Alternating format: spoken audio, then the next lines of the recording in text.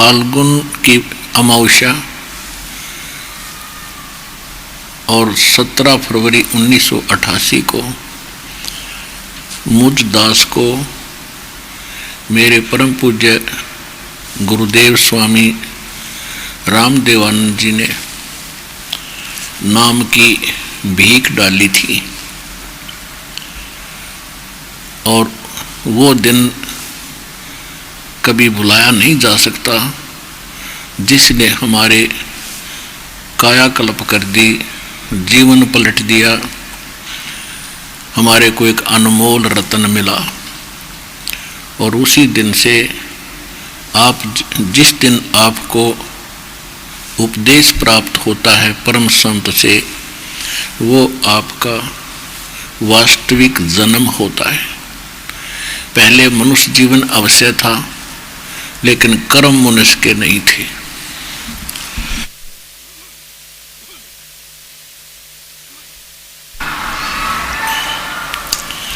मानुष जन्म पाए कर नहीं रटे हरि नाम, जैसे कुआं जल बिना बनवाया क्या काम। जैसे जिस कुएं के अंदर जल ना हो और उसको कितना ही सुंदर उसका स्ट्रक्चर बना रखा हो, पक्का बना रखा हो, यदि उसमें जल नहीं है, जल है तो खारा है, तो वो नाम कुआं अवश्य है पर गुण कुएं के नहीं है। ठीक इसी प्रकार मनुष्य जीवन प्राप्त करके जो भक्ति करते ही नहीं, वो तो जल रहित कूप हैं। और जो शास्त्र विधि त्याग कर मनमाना आचरण करते हैं, वो खारे जल को लिए हुए। तो परमात्मा कहते हैं कि मानुष जन्म दुर्लभ है, ये मिले न बारंबार।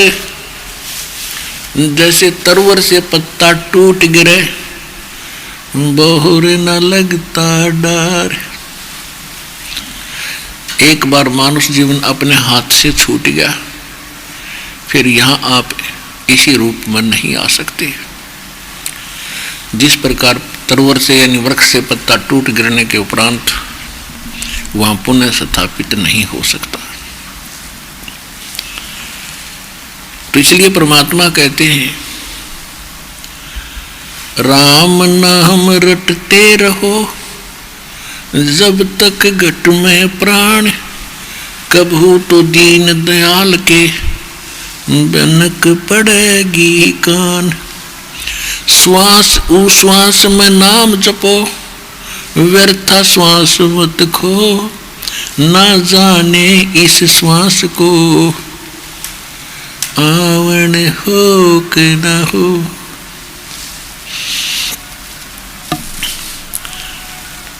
सांस सुफल सोए जानियो, जो सुमरण में जाए, बाकी श्वास व्यर्थ गए, कर कर नाना उपाय।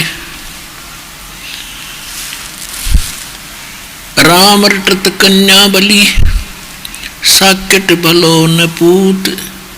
जैसे छेरी के गल में गलथना, जिसमें दूध ना मूत। राम रटत कोड़ी भलो, चू चू पड़े जो चाम।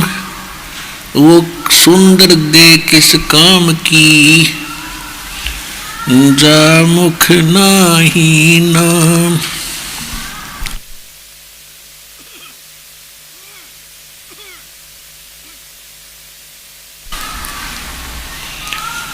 कबीर जीव्या तो आए बलि, जो रटे हरि नाम।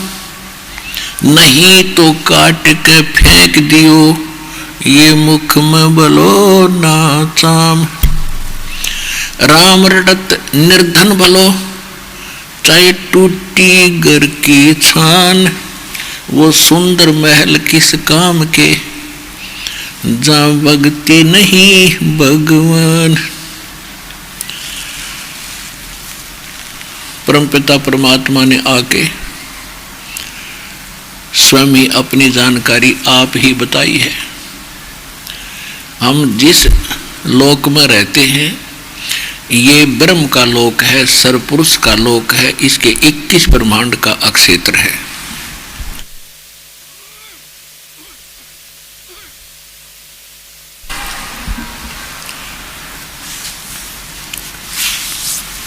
और इस क्षेत्र में, इस काल के लोक में, इसके काल के जाल में, इसको काल भी कहते हैं, सरपुरुष भी कहते हैं, ज्योत स्वरूपी निरंजन भी इसी को कहते हैं। तो हम यहां आकर फंस गए अपनी गलती से। हम परमात्मा को रिजेक्ट किया हमने और इस काल भगवान को चुना। हृदय से इसको हम चाहने लगे सतलोक में, और जिस कारण से परमात्मा के दिल से हम उतर गए और परमेश्वर ने फिर हमारी इच्छा से, हमारी प्रबल इच्छा थी इसके साथ आने की, तो यहां भेज दिया। और फिर हम यहां आकर के इसने इतने दुखी कर दिए। ये हमें जानबूझकर सताता है, परेशान करता है। इसलिए सताता है कि हम इसके संतान नहीं हैं। हम परम पिता परमेश्वर कबीर देव जी की संतान हैं, चाहे चींटी है चाहे हाथी है, आज गधा बना चाहे कुत्ता चाहे सूअर बना, चाहे किसी मजहब धर्म के अंदर रह रहा है, चाहे कोई रंक है या सेठ है, राजा है, ये सभी आत्माएं, चाहे ब्रह्मा विष्णु महेश, ये देव हैं, अन्य जितने देव हैं, ये सभी परमात्मा कबीर जी की आत्मा हैं। और इसने वहां गलती करी थी काल भगवान ने, जो उस लोक में शोभा नहीं देती, जो वहां ऐसा करने वाले को निष्कासित कर दिया जाता है। जिस कारण से इसको वहां से निष्कासित किया, इसने अपनी गलती की सजा पाई और विरोध भगवान से शुरू कर दिया। ये आप जी को इसलिए सताता है कि जितने आप दुखी होगे उतना ही आपका पिता दुखी होगा। इसलिए आपका जीवन हराम कर रखा है। आपको पता ही नहीं था अभी तक हम ये कष्ट क्यों भोग रहे हैं। आप हमारे को ऐसे रोका हुआ इस काल भगवान ने जैसे कसाई बकरे पालता है। पुण्यात्माओं, प्रथम बार तो आपको ऐसा लगता है कि ये कोई कथा हुई, ये कोई कहानी हुई, हमने कभी सुना ही नहीं। भगवान बड़ा दयालु है, कैसी बढ़िया मौसम बनाया है, कैसे फल फ्रूट दिए हैं, कैसी बढ़िया कनक बाजरा ज्वार बनाई है, कितनी शीतल हवा चल रही है, दिन रात बनाए हैं, और बढ़िया दरिया बह रही है, शीतल जल इनके अंदर है। तो हम ये सोच लेते हैं कि बहुत परमात्मा हमारी बड़ी केयर टेक करता है, बड़ा देखभाल करता है, हमारे लिए कितनी व्यवस्था कर रखी है, तो बड़ा दयालु है ये भगवान। और जब हम किसी का बेटा मरता है, किसी की बेटी मरती है, पूरा का परिवार नाश हो जाता, अक्षेत्र का अक्षेत्र विनाश को प्राप्त हो जाता है किन्हीं भी कारणों से। फिर हमारी बुद्धि वहां चाहती नहीं कि ये कहां गई उसकी दयालुता, क्योंकि हम जीव हैं और जीव की बुद्धि का सोच, जीव की बुद्धि की सोच जीव सतर की ही होती है।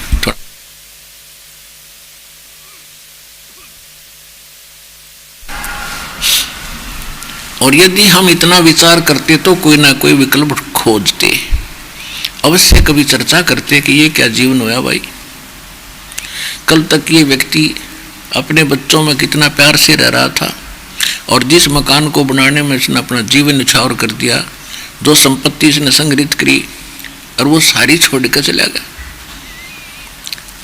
तो ये इससे आगे हम सोच नहीं सके थे, और ये मान लिया था ऐसे तो भाई होया ही करे, ये तो होता ही है। तो जब तक हमें कोई विकल्प नहीं है तो हमारी यही सोच रहेगी कि ऐसा तो होता ही है। अब इस ज्ञान से पता चलेगा कि ये गलत हो रहा है, और हमारी गलती का परिणाम हमें भोगने को मिल रहा है। अब जैसे आदरणीय धर्मदास साहिब जी को परम पूज्य परमेश्वर कबीर जी ने धर्मदास जी के प्रश्न के उत्तर में ये कहा था कि धर्मदास, आप और ये सभी प्राणी इस झूठे सुख को सुख मान बैठे हो। धर्मदास जी प्रश्न किया था धर्मदास जी ने कि देखो जी कितना अच्छा वातावरण है, कैसी सुविधाएं भगवान ने दे रखी हैं, और आप कहते हो कि ये निर्दयी भगवान है। तो परमात्मा ने कहा कि जब किसी का पुत्र मरता है, किसी की पुत्री मरती है, तब कहाँ जाती है इसकी दयालुता।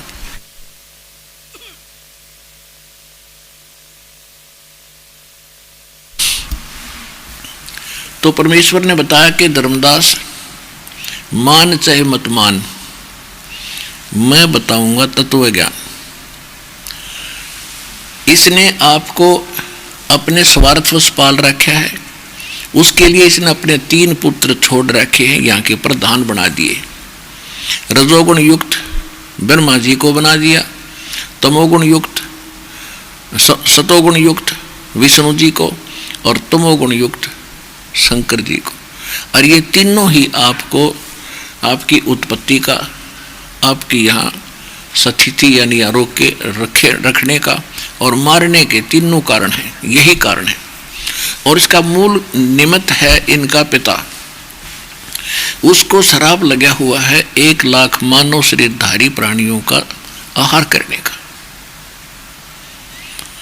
और जिसके लिए इसने अपने 3 पुत्र तुम्हारे रखवाले छोड़ रखे, जैसे कसाई बकरे पालता है। अब यह प्रश्न उठता है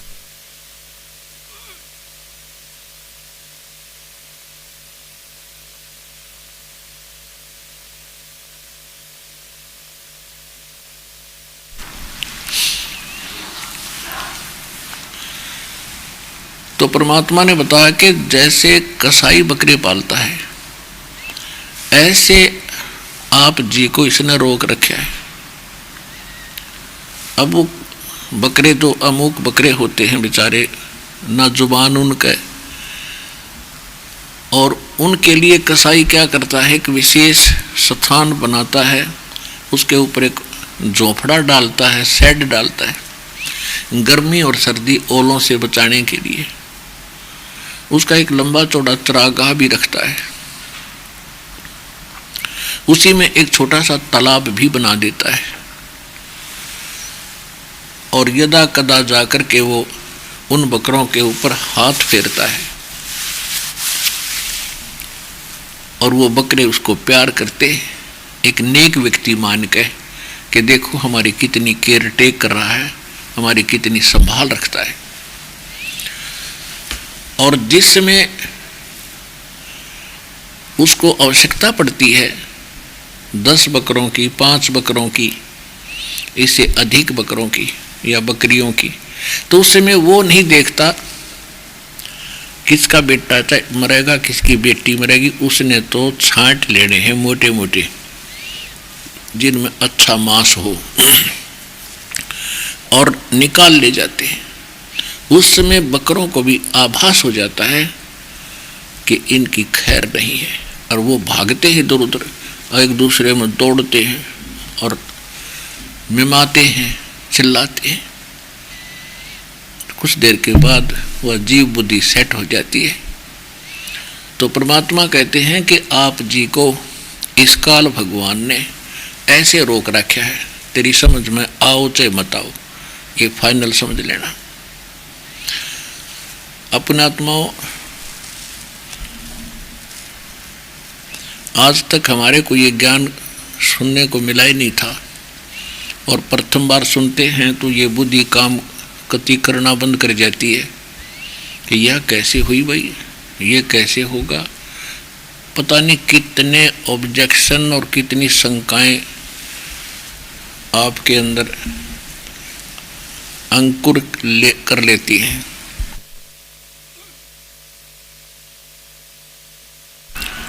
ना जाने कितनी शंकाएं अंकुरित हो जाती हैं, लेकिन ये ज्ञान ऐसा है, शंकाओं का कति मूल से नाश कर देगा यदि विश्वास के साथ, श्रद्धा के साथ सुनते रहे तो।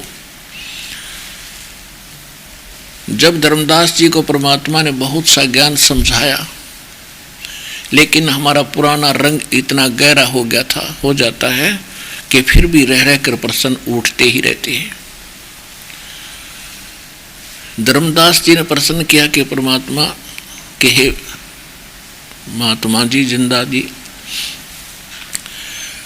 आप कहते हो कि श्री राम और श्री कृष्ण जी के अंदर ये कोई भगवान नहीं है, इनमें कोई शक्ति नहीं है, ये कोई लाभ नहीं दे सकते। हमने सुना है कि एक बार राजा मोरध्वज के घर पर श्री कृष्ण और अर्जुन गए थे और राजा मोरध्वज अपने पुत्र ताम्रध्वज को राज्य अभिषेक करने जा रहा था, उसको अपना उत्तराधिकारी नियुक्त करने वाला था। उसके उपलक्ष्य में उसने एक उत्सव मना रखा था। तो श्री अर्जुन और श्री कृष्ण जी साधु वेश बना के गए थे और एक माया वही सिंह बना लिया, शेर बना लिया, और राजा मोरध्वज से कहा, क्योंकि उस समय जितने भी राजा होते थे धार्मिक बहुत होते थे और संतों का विशेष आदर करते थे, संतों की एक एक बात पर वो पूरा विश्वास किया करते थे। तो उन्होंने मोरध्वज राजा को श्री कृष्ण जी ने साधु वेश में कहा था कि हमारा शेर पहले आहार करेगा, उसके बाद हम भोजन करेंगे। तो मोरध्वज राजा ने कहा था कि जैसे आपकी इच्छा होगी भगवान, पहले आपके सिंह को ही भोजन कराएंगे।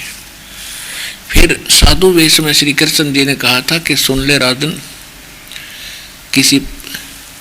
ये किसी पशु का मांस नहीं खाता, ये मनुष्य का मांस खाता है।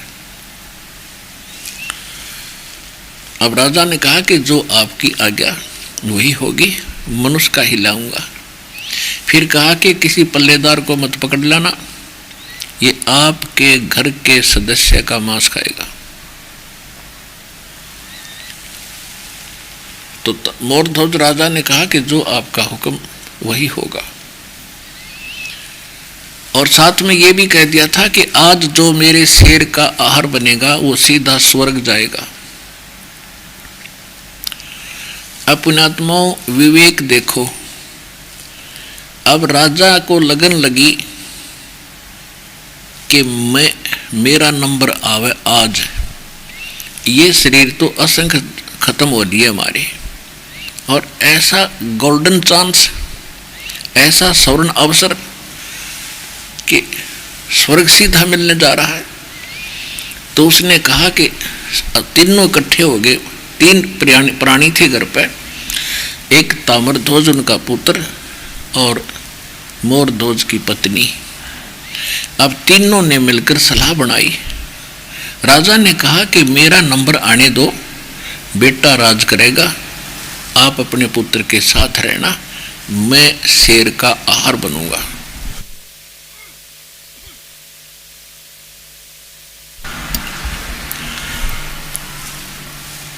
अब देखो पुण्यात्माओं, रानी ने सोचा कि राजा ले गया नंबर, ऐसा मौका कब मिला हमारे को। तो वो कहने लगी, जी देखो, मैं हूँ पतिव्रता नारी, और पतिव्रता का पति पहले मर जाए तो उसका जीवना दुर्भर होता है। तो ऐसा मैं नहीं चाहती, मेरा नंबर आना चाहिए, और आप पुत्र भी बालक है, ये राज करेगा, आप इसको गाइडलाइन करना और अपना ये राज्य करना, मेरा नंबर आने दो। अब ताम्रध्वज ने सोची, बच्चे ने, कि भाई आज तो मौका मेरा ही लग गया, मेरा नंबर आना चाहिए आज शेर के आहार बनने का, ताकि स्वर्ग चले। स्वर्ग की इतनी महिमा सुन रखी थी।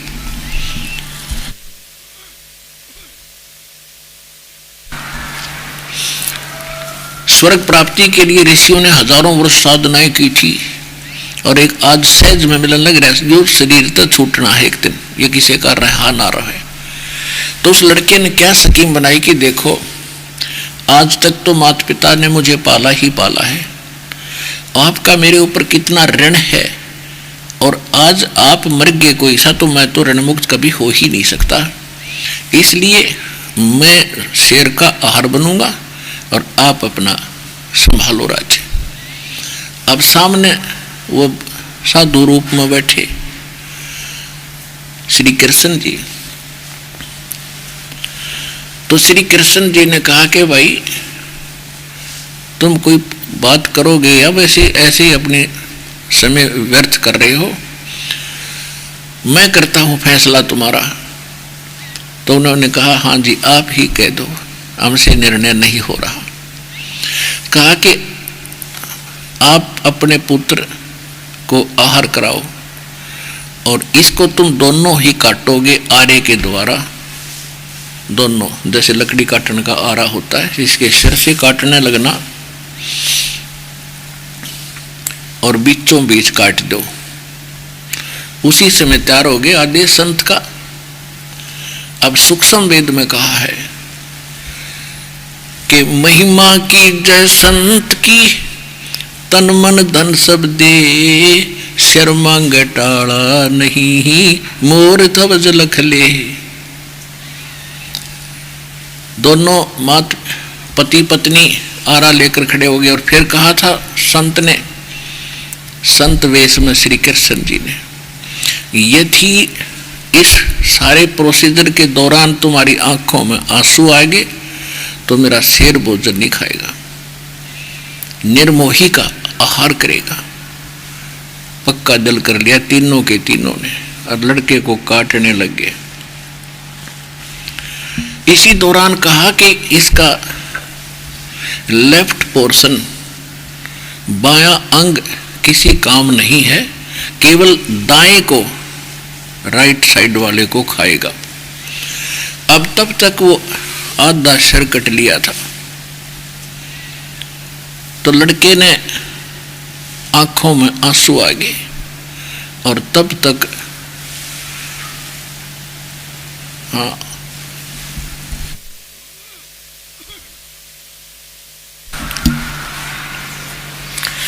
अब लड़के की आंखों में आंसू आ गए और सिर कट लिया आधा। इसका मतलब 10 मिनट में लड़का मृत्यु को प्राप्त होना ही होना था। तो उसकी आंखों में आंसू देखकर वो संत उठकर चल पड़े और कहा कि भाई तुम तो कमजोर दिल के आदमी हो, तुम तो परेशान होकर के आहार करा रहे हो, तुम्हारी सच्चे हृदय की यह भेंट नहीं है, हमें स्वीकार्य नहीं, हम चले।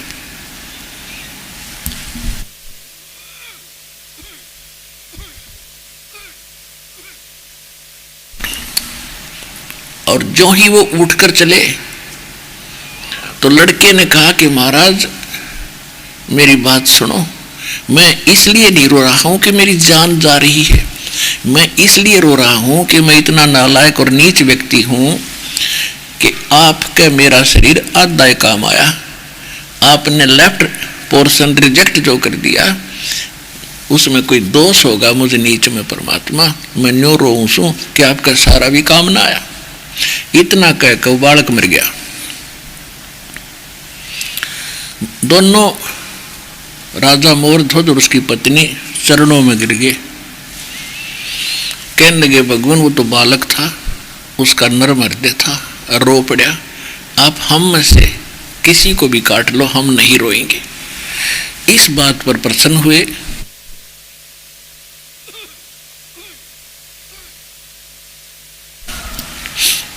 इस बात पर प्रसन्न हुए और वापस आ गए और वो आरा निकाल के जीवित कर दिया ताम्रध्वज को और कहा भाई मैं तो परीक्षा लूं था और मोरध्वज तू खरा उतरा भाई, अब मांग ले, क्या मांगना चाहता है? तुझे राज दे दूंगा, तुझे स्वर्ग में वास दे दूंगा। तो पुण्यात्मा, बुद्धिमान व्यक्ति को ऐसे मांगना चाहिए। तो मोर ध्वज राजा ने कहा कि हे संत जी, मुझे राजपाट और स्वर्ग की आवश्यकता नहीं, मुझे भक्ति दान दे दो और भक्तों संतों का मैं सत्कार करूं और मुझे केवल भक्ति दान दे दो। तो उसने कहा कि तू मांग ले, तुझे ऊपर का बहुत कुछ स्थान मैं दे सकता हूं। कि नहीं, मुझे मोक्ष, मुझे तो भक्ति दान दो। तो कहने का भाव ये है पुण्यात्माओं, धर्मदास जी ने यह कथा सुनाई। परमात्मा ने कहा, बेटा, little knowledge is the dangerous thing, नीम हकीम खतराए जान। जिन गुरुओं ने तुम्हें यह कथा सुनाई है उनको इतना ही ज्ञान था। अब देखो, इसके साथ साथ आपने ये भी कथा सुनी होगी, धर्मदास जी को कह रहे भगवान कि एक समय महाभारत का युद्ध प्रारंभ हुआ। पांडव, अर्जुन का पुत्र अभिमन्यु, वो प्रथम बार युद्ध के अंदर मारा गया। इकलौता पुत्र पांचों पांडवों के बीच में, उनका कुल नाश हो रहा था।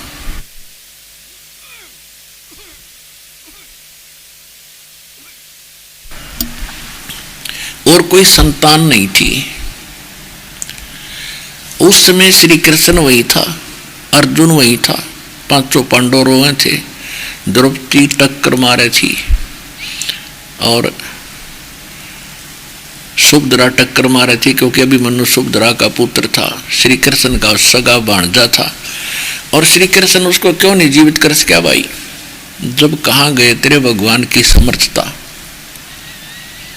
अब हमारे पास ज्ञान तो था नहीं, हमने तो दो कथा सुन रखी थी, उसने सिर पर ठाए फिरे थे। तब धर्मदास जी ने कहा कि आप ही बताओ भगवान, हमारी बुद्धि तो इतनी ही थी और वो मैंने आपको बताई थी। तब परमात्मा ने बताया कि भाई देखो, जब तक जीव के सांस है, इसने जाकर कटवाया खुद और जीवित कर दिया। तो इतनी इनमें पावर है। गोरखनाथ जी ने एक बार, गोरखनाथ जी के गुरुजी थे मत्स्येंद्रनाथ, और वो कि सिंगल द्वीप के राजा की मृत्यु के बाद उसके शरीर में प्रवेश कर गया और उसमें उस शरीर जीवित हो उठा और उस रानी के साथ उसने वहां रहा, विलास करने लग गया। कुछ दिनों के बाद उसकी आव भाव देखकर पता चला कि ये आदमी तो राजा तो है नहीं। तो रानी को शंका होगी, उसने एक नौकर चाहिए था राजा रूप में। उसने क्या किया, ऋषियों ने बताया, उसके ब्राह्मणों ने, कि कोई सिद्ध पुरुष इसके अंदर प्रवेश कर चुका है, राजा की आत्मा जा चुकी है और इसने अपना शरीर कहीं रखा होगा और ये कभी भी छोड़कर जा सकता है, इनमें इतनी शक्ति होती है।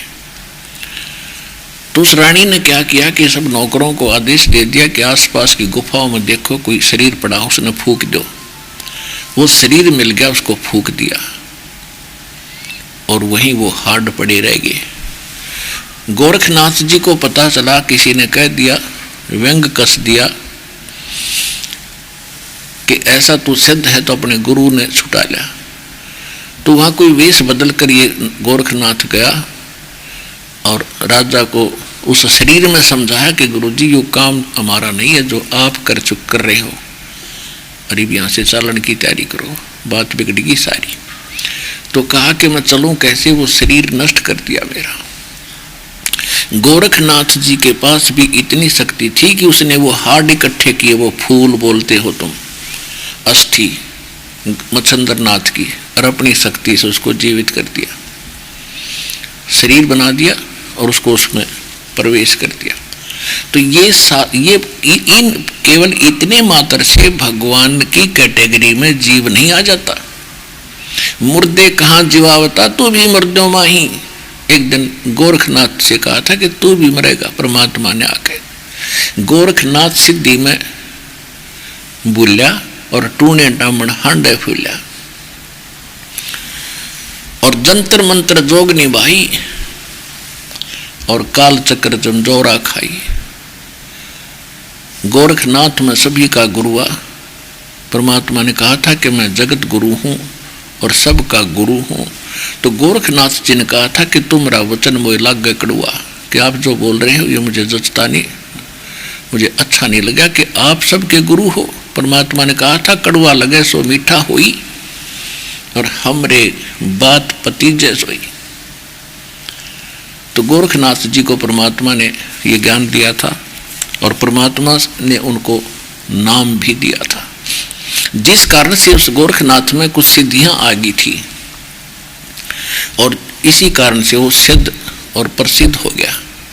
लेकिन ना मोक्ष श्री कृष्ण जी का और न मोक्ष गोरखनाथ जी का, जब तक सार नाम नहीं मिलेगा परम संत से। तो इस प्रकार परमात्मा ने समझाया कि जैसे मोर ध्वज के पुत्र ताम्र ध्वज को श्री कृष्ण जी ने आप पर कटवाया था, उसकी आयु शेष थी और अभिमन्यु की आयु शेष नहीं थी। उसके प्रारब्ध में इतना ही समय था निर्धारित, तो श्री कृष्ण जी आयु नहीं बढ़ा सकते। और कबीर परमात्मा सर्वशक्तिमान परमेश्वर आपकी आयु भी एक्सटेंड कर सकते हैं, आपकी आयु भी वृद्धि कर सकते हैं, जब सच्चे दिल तो भक्ति करोगे।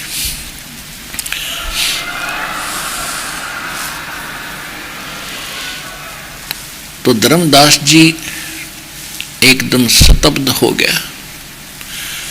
तब पुण्यात्मा इवदास आपको सुनाएगा कि जैसे ऐसे प्रश्न उत्तर आपके सभी के मन में एक बार अवश्य उठेंगे और इनका हल भी बहुत अच्छा आपको मिलेगा।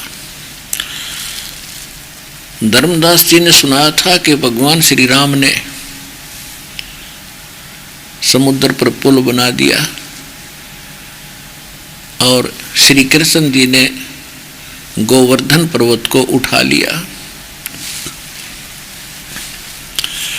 तो परमात्मा ने इस विषय में उनका शंका निवारण इस प्रकार किया था। समुद्र पाट लंका गयो वो सीता को भरतारे, अगस्त ऋषि नये सातों पी लिए इनमें कौन करतारे। यदि आप श्री रामचंद्र जी को एक समुद्र के ऊपर पुल बनाने मात्र से भगवान की संज्ञा में ले बैठे हो, भगवान की उपमा दे रहे हो, तो आपने ये भी सुना होगा कि अगस्त ऋषि ने इन सातों समुद्रों को एक घूंट में पी लिया था। तो इनमें भगवान कौन सा होया? रामचंद्र तो एक लोटा पानी नहीं पी सके था समुद्र का, और पुल बना दिया, कहते इस तो भगवान सिद्ध हो गया। ये पुल भी किसने बनवाया था? धर्मदास को फिर सुनाया परमात्मा ने सारी कथा। ये सब खेल हमारे किए, हमसे मिले सो निश्चय जिए। फिर क्या बताते हैं कि गोवर्धन कृष्ण ने धार्यो और द्रोणागिरी हनुमंते, शेष नाग सब सृष्टि उठाया इनमें कौन भगवंत। आपकी पुरानी कथाओं में आप बताते हो कि श्री कहते शेष नाग सारी सब ब्रह्मांडों ने सिर पर रखे बैठा है, और इस पृथ्वी तो इस ब्रह्मांडों में एक छोटा सा अंश है, और गोवर्धन पर्वत तो उससे भी बहुत छोटा रहा, पृथ्वी से भी अंश है इसका। तुमको श्री कृष्ण ने एक पाठ उठा दिया, इसमें भगवान सिद्ध हो गया, और शेष नाग सारी सृष्टि ने ठहरा, हनुमान जी द्रोणागिरी उठा लाए थे। तो ये कोई भगवान की कैटेगरी के, इसी से भगवान के लक्षण सिद्ध नहीं होते कि ये भगवान है। फिर क्या कहते हैं कि काटे बंधन विपत में कठिन कियो संग्राम में, चिन्नो रे नर प्राणी आये गरुड़ बड़ो के राम। कि जैसे आपकी कथा में आता है, रामायण में आप सुनते और सुनाते हो, परमात्मा बता रहे थे कि एक समय लंका में युद्ध हो रहा था और सारी सेना इंक्लूडिंग श्री राम और लक्ष्मण सारे के सारे नाग फांस में आ गए। इतने सर्प बन गए, सिद्धि से एक बाण छोड़ दिया नाग फांस, और इतने सर्प पैदा हो गए कि सब ने सब सैनिकों को जो लड़ने को तैयार हो रहे थे ऐसे लपेटे ला लिए चारों तरफ, हाथ में बांध दिए, जैसे ईख बांध के खड़ा कर दिया करें, पूड़ी बांध दिया करें ईख की, ऐसे।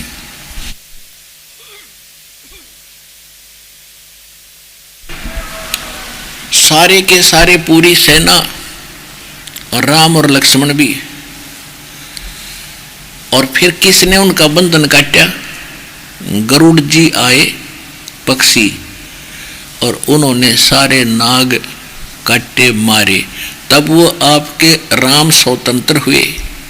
तो क्या बताना चाहते हैं परमात्मा कि काटे बंधन विपतमय और कठिन कियो संग्राम और चिन्ह और नर प्राणियां। ये गरुड़ बढ़ाक राम, अब शक्तिशाली कौन सा है तुम्हारी हिम्मत है?